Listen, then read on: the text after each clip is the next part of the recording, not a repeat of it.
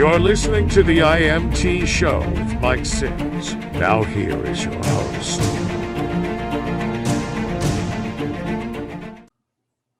Lee Harvey Oswald. I taught him Russian, and Lee Harvey Oswald thought he was going to be a spy, a big spy. They married him off to a KGB woman. He went to Russia, and he couldn't keep his mouth shut. And all of his apartments were bugged, and they threw him out of Russia. So he came home. He was a throwaway, and they set that thing up really. You know, when you stop and think, I don't know if you know anything about weapons at all. For a guy to be in a window with a bolt action rifle, right? That's a mail order gun, right? And all the variables that you have going down Dealey Plaza. First of all, you got an automobile moving on a decline. You have wind gusts that are atrocious down there. Even the police radios were knocked out, and you had signs and trees. And a good marksman would have to sit down. First thing you got to do is you got to take your heart rate down below 60 because your pulse is in your finger. Right. And you have to evaluate the situation that you're shooting into. And you're not going to rip off 3 shots in 28 seconds. That ain't happening. Yeah. The question I always had is why did he mail order a gun from Chicago when he's in Texas? You can get guns anywhere. Because that was part of the whole thing. The Zapruder film was bought by Like Magazine, which is in Chicago. They bought the film before it was ever shot. So they knew that it was going to be shot, you understand? And Zapruder held his finger on that button and never flinched. And 2 women were holding his legs because he suffered from vertigo. Yeah. And there's 13 shots being fired all around him. And he never moved. Have you ever seen the Oliver Nix film? Yeah. The film from the other side? I saw the original Zapruder film. The 28 frames, they were frames that were cut out of it. The frames that were cut out were put back up on YouTube a period of time later because they knew that they were going to be exposed, and they showed that, what happened, how Kennedy got shot first in the throat. Right. And Conley was the first one shot. Right. And Kennedy got shot in the throat and he fell forward on top of Conley. And then he got shot in his lower back, and they never talked about that for 10 years later. Right. And then the driver of the car, Greer, turned around and took the last shot that made Kennedy fly backwards. And the back of his head came out the back of the car. And poor Jackie was trying to get out of the car. They said she was trying to scrape up his brains. And they say he was trying to scrape up his brains off the back of the car, but she was trying to get out of the car, but she thought they were going to kill her next. And when she got out, Secret Service guys if you ever saw the Zapruder film, they had peeled away from the car and they had to run back up to the car again. Right. And they did, and they grabbed her when she came out and they whispered in her ear, if you say one word about what you saw happening here, we'll kill your children. And she never said a word, There was one conspiracy theory out there based on the Nix film that they enhanced an image near the fence, and it looked like a guy holding a rifle, and he had weird eyebrows, and they said that's got to be David Ferry. What do you think about that one? David Ferry was a guy in New Orleans that worked for Carlos Marcellus, and he also knew Oswald because they did things down out of New Orleans. And there were 20-some possibilities at Dealey Plaza that day, right, to kill, supposedly kill Kennedy. One of them being Woody Harrelson's father. Yeah. Woody Harrelson's father was one of the hobos that came off the train that they grabbed when he was going over the bridge, and he worked for Carlos Marcellus in New Orleans. Interesting. And there were actually 20-some guys that were feasible, could have taken shots that day. You understand? From the grass pole, from there, 13 shots were fired, and I think there was a variation of people there, but the thing was orchestrated by a guy out of Europe who was the Jackal, Carlos Sanchez.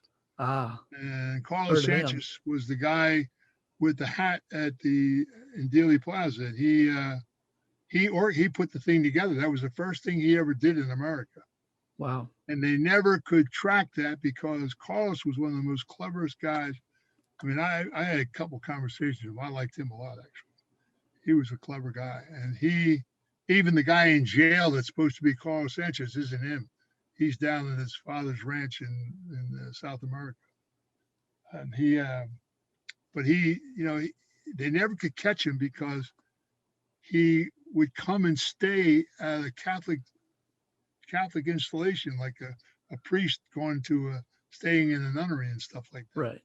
And he would hear, and when you went to talk to him, you went to a confessional, so you never saw his face. And he never talked on the phone, and he never did. And they put 20,000 in the bank account for him, and Right. And he took care of business. Do you subscribe to the? There's one theory out there that Miami was the primary hit zone for JFK. No, that's bullshit. That's CIA shit. They were blaming the CIA for. There was a whole thing called, what the hell was it called? It was a movement in the CIA, and they said that because of Castro, right? That the CIA killed Kennedy because of Castro and Cuba and all the stuff that happened on the missiles and all that stuff, and that was all bullshit. That was total bullshit. There was they orchestrated this thing, and the first shot came from the sewer on the side of the road, the cauldron there, Right. And that cauldron was big enough for me to walk down. It went from the river to the street, and today it's all cemented over. You can't go in there at all now. Right. They cemented it in, and the guy from Chicago was in there with a rifle. And that's the shot that hit Kennedy in the throat. Mm-hmm. He took the first shot to hit Kennedy in the throat, and so it was well orchestrated. They knew exactly what they were doing. Yeah, I mean it's. And Greer, the guy who was driving the car, he did a dying testimony that he took the last shot on his deathbed down in Texas. He was from Texas as well. But there were a lot of CIA guys that were very angry because of the Bay of Pigs. Right. And that was Joe Kennedy. Joe Kennedy told Jack that none of these guys need ammunition in their rifles. And you don't want a bullet to go off by mistake and cause an incident down there. Right. And they all got slaughtered. Right. It was like shooting pigs in a barrel. They got, all of them got wiped out, and a lot of CIA guys were very, very angry over that. In fact, there were a dozen of them that left the CIA and went to work for Johnson. So he just had enemies at all sides. A lot of conspiracy theories floating around, but nobody looks at the boiled down truth. I mean, Oswald wasn't even in the building. There was a jail right across the street from the Byrd building. And these guys are looking right at that window. And what they saw was 3 people in the window, 2 of them dark complected. You understand? Yeah. Oswald was already out of the building. He wasn't even there. And, the whole thing was, and when Oswald was locked up, and now you killed the president of the United States. And when they're interrogating him, they never did one tape recording of any of the conversations. Right. Never documented anything. Right. Because they knew he was going to die. And when he came out with the sheriff, when they brought him out into, and what's his face was down in the guy that owned the club, Jack Ruby. Ruby, yeah. Ruby, they let Ruby into that place with a gun on him, which should have never happened. And when Oswald came out, the guy that was the sheriff that was alongside of him, you watch him step away from him right before Ruby shot him. Right. Because he didn't want to get shot. You know what I mean? So the whole thing was kind of a farce. So what do you think about Ruby telling Earl Warren in jail that a new form of government is going to take over this country? What Ruby said,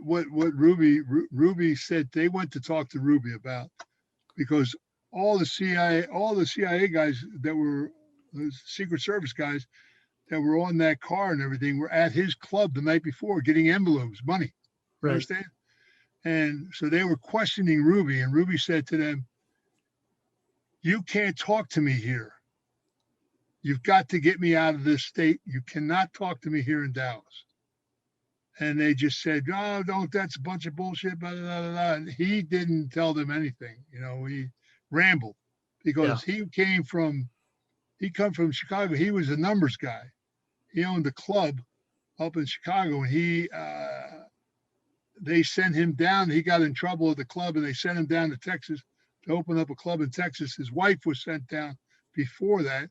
She opened up a business down there, and then he came down and opened up his club, and he became a runner into Cuba, back and forth, carrying messages for the Teamsters and everybody. And so the whole Ruby setup was, I mean, you have to look underneath the rug and understand where everybody came from. Right. Understand? And Ruby was a patsy, and they killed him with a needle that came from Tulane University. They had cancer needles, and they shot up a lot of people. I can tell you half a dozen people I know that died in jail from those needles. Wow. You know, Ruby was healthy as a pig, and all of a sudden, a couple months later, he's dead. Yeah. John Gotti was healthy as a pig, and all of a sudden, he died of cancer. Amazing. You know, and this is a guy that's being watched 24 hours a day, Gotti. You know, so who's kidding who? Right. You know? Fascinating. It's you know, you're talking about fashions of the government and things that, you know, no one ever wants to talk about, and you know, the confusion is the media spins everything the way they want it spun. Sure. And the news that you watch television with every night, they never tell you the truth. They tell you what they want you to know. Period. Right. What's fashionable? Because the news is there to make awards. They win awards with it. Right. You know what I mean? So we wrote the book Family Legacy to open up the door, and the second book's going to tell more, and the third book will tell even more. You know. Well, I look forward to that, because Albert was a pretty strong guy in his day, and you know, they got rid of him because Albert said, if you watch The Godfather, when they went to Brando to get into the dope business, and he declined, and he said, if we touch it, our children will touch it. It'll be the downfall of the families. My father said that. And my father said, you're not bringing that crap through my harbor. That ain't happening. Right. So Genovese had to get rid of him and Frank Costello. There were people, Frank Costello had the greatest political book. And Frank Costello turned around and said, if we get in this dope business, we're going to lose all our political contacts. And people in Buffalo weren't that keen on it. People in Chicago weren't that keen on it. Right. The outfit wasn't keen on dope. They took over Las Vegas. They had enough shit of their own going, earning money, and they, you know, there was just a lot of, you know, just a lot of confusion was going on in the country at that time, because you had the banks going off of the gold standard. Right. You had all the union problems up in the Northeast with the miners. You had the Hoffa situation was a problem. So there was a lot of confusion going on in the country, and things were being done while nobody realized what was being done. Right. Well, that's definitely your book Family Legacy is definitely something that everybody should read. It's there's just so much detail in it. It's incredible. Have you read it? It's yeah. And my that's wife read it too, read. and she was thoroughly enthralled. It's a pretty good read. It's not It's a very, very good book. So we do a mini series. See, we were going to do a movie, but then we said, you know what? I think we'll do a mini series, because there's three more well, actually two now. Probably wind up with 3 books coming out before it's over. And the mini series, just too much information to try to put into a film, you know? Right. So we're going to figure we do a mini series that would turn into a series. And because you're talking about the involvement of Europe, Asia, there's a lot of things entwined that everybody worked together for a long time. So many variables. You know? Yeah. And nobody ever really realized that. I mean, in the 40s, the Americans weren't even allowed in China. you couldn't even go to China. Right. And Sam Giancana was very close to Shanghai Shek, who was a gangster. Right. So Murder Inc. sent people into China and took care of things, because the CIA, when they first became the CIA, they had to really watch their P's and Q's. Right. So they used Murder Inc. to take care of business for them for a couple of years. You know, and I know that for a fact. So you know, there's a lot of things that happen in our history that. Well, it's a definitely. I mean, I remember when I wrote the book, and I gave it to 4 high school kids right. to read. And a week later, they came back to me and they said, "Why have they never taught us any of this in school?" You know, because they went and looked up the names of the library, and it's all there. Yes. I mean, the whole Kennedy thing, you can go to the library, and there's a lot there that, you know, that it tells us a lot of stories about different things, the Murchison family. And I mean, people never realized that Clint Murchison was probably the wealthiest guy in the country at the time, more than right. And when they built the thing in New York, Clint Murchison put the money up for that, not Rockefeller. Right. And you know, he was just a very, very wealthy man, because he was the first guy to hit oil in Texas. And what's his name? HR. Hunt came from Chicago as a kid. He traveled out to California. Then he wound up in Houston. Right. He wound up in Dallas, in the Houston area, and he was a card shark. And he won a lot of the oil field deals off in a card game, and became a very, very wealthy man. I used to sit next to him. You know, he used to come to my fights down there, and I sat next to him one day, and I was having a chat with him, and he leaned over to me and he said, and he used to dress he dressed in old suits. He drove an old car. He brown bagged his lunch every day. Right. And he leaned next to me and he said, "You do realize, son, you're talking to one of the wealthiest men in the world." I said, "Okay." But he was a hot potato. I liked him. He was all right. Well, there's a lot of people like that in Texas Texas had 4 of the wealthiest people in the country and partially in the world living in Texas. You know, you had the 2 brothers that H.L. Hunt, Sid Richardson, and Murchison, and there were 2 brothers that ran. Oh God, I knew them well too. Jesus, let me think. My mind's going blank. They built the Houston Harbor. Right.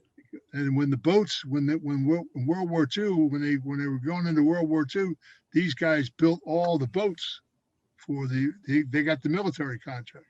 Right. And they also built a lot of the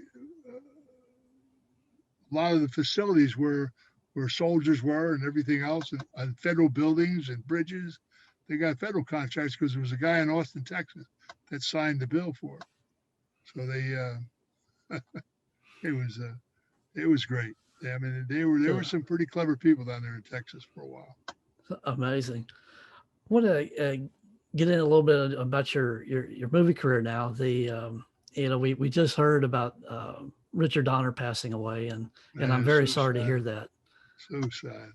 Yeah, such a extraordinary man and a lot of body of work. He was a fabulous director. I mean, he made the Superman movies. He just he lived, eat, and slept it. Yeah. And they didn't want to pay him, so they fired him and got Richard Lester to come. I mean, it was just diabolical what they did. And I blame Christopher should have stood up and said, "No Donner, no me." Right. And they would have had to bring him back, you know. But Hackman never came back, and 86% of the film was already shot. That's why the Donner cut is so good. You ever see the Donner cut? It's really much better. It's much better. It's a shame that he didn't have the ability to finish the way he wanted to finish it, you know. But Dick was a tremendous guy. What a great guy to work for. So how did you come upon getting the role in the Superman movie? I was doing a picture with Gene Hackman down in Spain called March or Die, and they flew us up from Spain to meet Donner, and Donner wanted me to play his character Non. Thank you for listening to the IMT show with Mike Sims. The views expressed by guests are their own, and their appearance on the program does not imply an endorsement of them or any entity they represent. The IMT show is an opinion show and not to be taken as serious personal, legal, tax or financial advice. It is meant as entertainment only. IMT show, Mazarov or Mike Sims is not responsible for ad content. For more information on show schedules and content, visit www.mazarov.net/IMT.